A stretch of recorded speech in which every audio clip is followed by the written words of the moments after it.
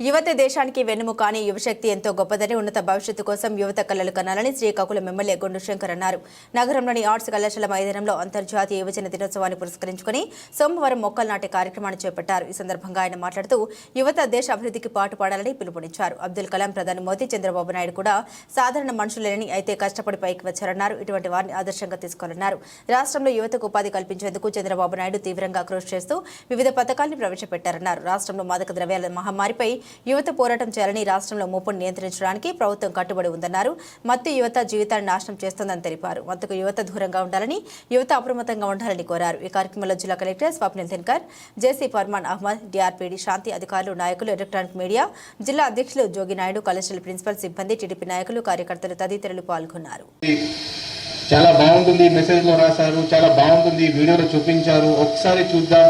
అది ఒక person start చేస్తారు మీ పియర్ గ్రూప్ లో. ఆ పర్సన్ కూడా ఇంటర్నెట్ లో, వెబ్సైట్ లో ఎక్కడైనా దొరుకుతుంది, డ్రగ్స్ దొరుకుతుంది. ఆ పర్సన్ స్టార్ట్ చేసిన తర్వాత ఎంటైర్ ఫ్రెండ్స్ సర్కిల్ చూద్దామే, ఒకసారి ట్రై చేస్తే ప్రాబ్లం ఏంటి, ఒకసారి ట్రై చేద్దాం, తర్వాత మానేద్దాం. అదే మామూలుగా అలా అనుకుంటారు అందరూ. దయచేసి అలా చేయకూడదు. ఒకసారి మీరు అటువైపు వెళ్ళారంటే అప్పుడు దీని నుంచి బయట రావడం చాలా కష్టం, చాలా కష్టం. మీకు సోషల్, లీగల్, ఫైనాన్షియల్ ప్రాబ్లమ్స్ అన్నీ వస్తాయి.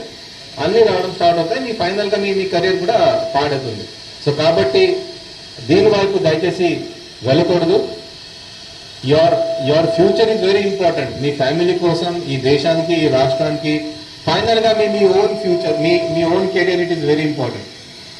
చివరిలో ఎమ్మెల్యే గారు ఇంకొకటి, అందరికీ హృదయపూర్వక నమస్కారాలు తెలియజేసుకుంటూ, my dear students and friends, మీకు అందరు కూడా మై బెస్ట్ విషెస్ తెలియజేస్తూ, ఈ నషా ముక్త్ భారత్ అభియాన్ కార్యక్రమాన్ని పెట్టడానికి ముఖ్య ఉద్దేశం మీకు అందరికీ అర్థమై ఉంటుంది. అంతా ప్లెడ్జ్లో చెప్పడం జరిగింది. మనకి స్వాతంత్రం వచ్చి 78వ స్వాతంత్ర దినోత్సవాలు ఇంకొద్ది రోజుల్లో మనం జరుపుకోతున్నాం.